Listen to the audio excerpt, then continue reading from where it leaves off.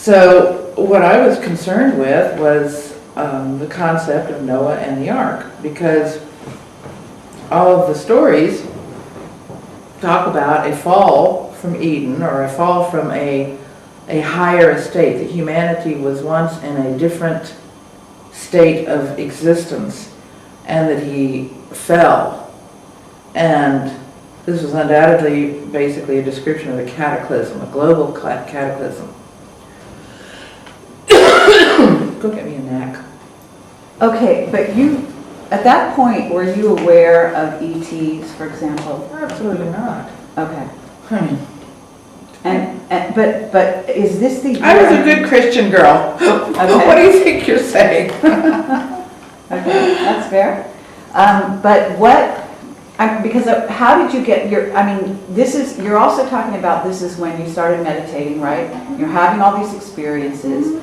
You're gonna make a transition. You're actually saying it took 7 years to make a transition to using the board from that. So you were already getting information for almost 7 years, and did that continue? In other words, that you're writing down, you're saying you have records, but you didn't trust it. Well, it's not that the problem was that I didn't really realize what I was doing, because I thought that, okay, that's just happening in my head. I'm just thinking. I want to know more than what I can just think of. Okay. So you didn't think you were channeling, is that what you're saying? Of course not. Had you read channeling at that point or anything? At that point, no. I mean, About I 7 read years Edgar Casey. I think I'd read a lot about Did you these read kinds the raw of things. material, for example? Oh no, not until way later. Okay. It was probably somewhere along in the very late 80s, very early 90s, probably 89, 90, that I started really reading channeled material, because I wanted to know if anybody else was thinking the same things that I was thinking, you know, about this macrocosmic quantum transformation, basically an alchemical event. You know? But you're also married to, an expert on hyperdimensional. I wasn't married to him then. Okay. So when did that happen? All of that came, well, he came after the seas, but anyway. Oh, I see. And the funny thing was that as I was doing all of this, it was, in a sense, it was destroying my marriage. Because you can't be a good Christian girl and, I was already stretching being a good Christian girl by being involved in doing hypnotherapy and some of the other things that I was, reading and studying about. Right. I was really pushing the boundaries on that, and I didn't talk about that, in my Christian environment. So, and when you start little by little divesting yourself of all of the things that once held big places in your life, and the other partner doesn't want to go there, and you realize I can't deny my brain, my mind. I can't deny my questions. I can't deny the fact that I must see. And his solution was, if you want an answer, it's in the Bible. If it's not in the Bible, it's satanic. I couldn't live with that. And I tried to open his mind, but he was too afraid. But anyhow, so years went by, and I continued to study and research. I mean, God, you have no idea the books I went through. You see my library. I've read nearly all of them. You've seen the ones that are stored upstairs. That's my current reading list. And then there's all the library books that I had to return. Yeah, absolutely. So it's a lot of material that I've gone through, and so I didn't think I was channeling. No. Okay, so how did you make the leap to the board? Was that just one of your trials and errors? Well, I've really talked about that. These books are going to fall down here, but let me show you. Okay. In Amazing Grace, I go into extreme detail. This is no longer available, by the way. I'm going to try to put it back up on the internet so people can read it for free. But That would be great. I went into extreme detail of all the thinking that I went through when I selected the board. And I just want to say this for, you wackos out there that think that a Ouija board has some power to demonically possess you. The Ouija board has no power whatsoever. It is a tool. It is a tool, purely and simply. If anything weird, comes around or manifests in your life as a result of interacting with a board-type instrument, it's because it's already there. It's just covert. All you have done with your board is flush it out and come face to face with it. And I would much rather come face to face with anything that's hanging around in my environment and be able to deal with it than to have it, continuously, subtly, or constantly influencing me from behind the scenes. Mm-hmm. See, but that's been my experience and my observation with a lot of people who, and I mean, come on, it's one of the finest instruments for psychic and spiritual development that was ever invented. I mean, what's his name? Pythagoras used it. The ancient Chinese used it, and we still speak of Pythagoras with tremendous respect for his mathematics, for his Pythagorean theorem and that sort of thing. And the guy was using something that was very similar to a pointing, a device that you touch and it, points out letters or numbers or whatever. The finest channeled material in existence either began with or came entirely through a board-type instrument. The stuff that they call channeling nowadays, where somebody sits down and puts, a tinfoil pyramid on their head and starts talking to Lord whoever in their spaceship, that's trash. It's garbage. Read the history. Read the proceedings of the Society for Psychical Research. Read some of the experiments they did. The whole research into real paranormal phenomena was completely sidetracked by the scientific establishment at the end of the 19th century, the beginning of the 20th century, when these societies were trying to get real scientists working on this. They moved in and they destroyed it. And what has come in to fill the gap? Quacks. Quacks and people who do not know the history and do not know the instruments and do not know what they're doing. If you do not know, it's like my husband with a physicist. Some hotshot physicist comes along, or mathematician, says, oh, I have this great idea, blah, blah, blah, and he writes this paper.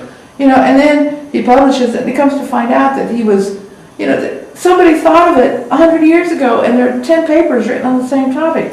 He's not reading other people's work first. He thinks he's invented the wheel. Yeah. There are all these people, they think they've invented the wheel. There is tons of good channeled material out there. Excellent channeled material, but very little of it has been produced since 1915. Okay. Sorry. Okay. Well, I'm sure you've done your history in that area. Oh, yeah. And I'd love to find out what you consider to be the good channeled material. For example, are you saying the raw material, do you consider that? Raw material is an exception. That was research. It was experimental research. It was undertaken under, controlled circumstances. It was a group effort. It was not just somebody sitting down one day and having their free will violate. And this is another one. This drives me nuts. People who say there's a difference between channeling and being a medium. The medium goes into a trance and her control comes in and lets you talk to the dead people, so on. And then they're saying, okay, that's one thing, but that's different from channeling, because when you channel, a space alien, just downloads it. Tell me, downloads into you and speaks through you. Tell me how that is different from your control coming in and using your physical sensorium, using your mouth, your eyes, your whatever, to communicate. Okay, so for example, can you name some of the channels out there that in the past, or even current ones? And I think his name is Bashar. Is that his name? Or I would rather not do Okay, that, if you that's don't fine. mind. That's I absolutely fine. mean, you know, it's easier just How to... about in the past? Would you go into the past? Alan Kardec, The Patient's Worth material, those are fantastic, you know, Okay. works. The raw material, certainly. The work of Jane Roberts, you know, the Seth material. She began with a board. Mhm. You know, so, you know, it is a way to develop, you know, your own internal communication. Yes. You know, and of course, even with the Seth material, Seth says, you know, I'm an alternate of yourself, you know? At this point, you actually started working with the board, I'm assuming. Did you work by yourself? I mean, you had to work by Okay, yourself. I came up with the idea, first of all, that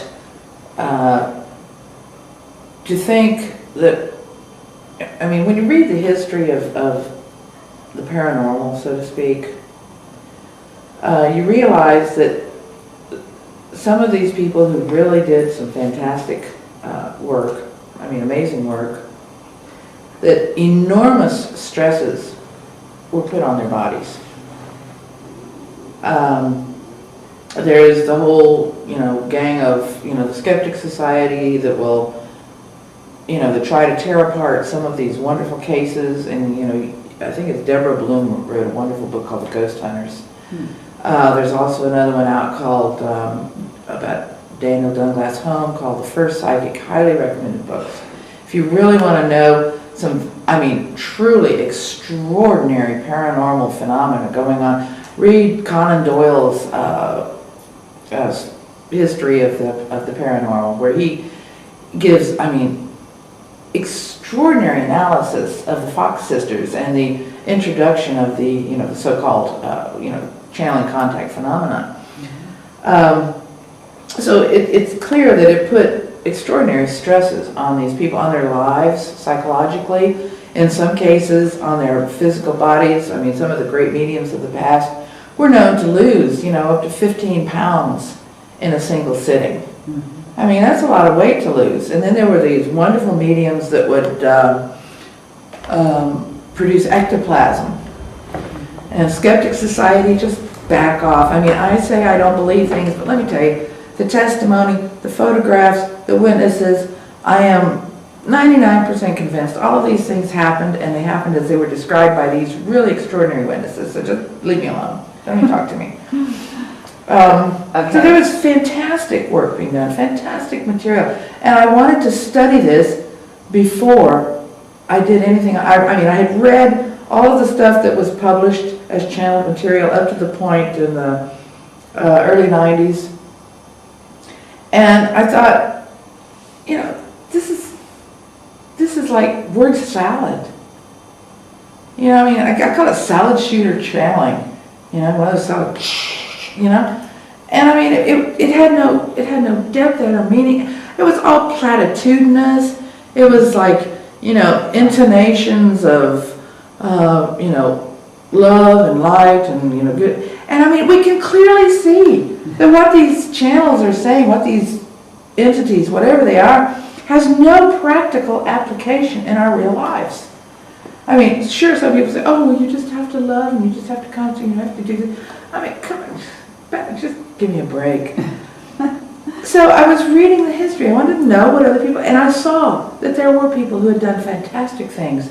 Because, you know, it's one, if you want to channel and you say, I am Lord High Poobah of the Intergalactic Command, and I'm going to tell you all this stuff, and you say all this wonderful stuff, fine. Who can prove or disprove it? That's right. The work that was being done by these experimenters in those days, they were seeking to validate what they were doing. They were doing what was called cross-correspondence experience, where they were having experiments that were taking places on two sides of the Atlantic. And this was at a time when there was no communication, there was no instant communication. So sometimes it took weeks for the results of the you know, the timed experiments to be brought together to know that everything had happened in a certain way. And some of it was amazing stuff. They were actually working on something that was worthwhile. What good are you doing anybody if you're just channeling I mean, I just love the ones that saying, oh, well,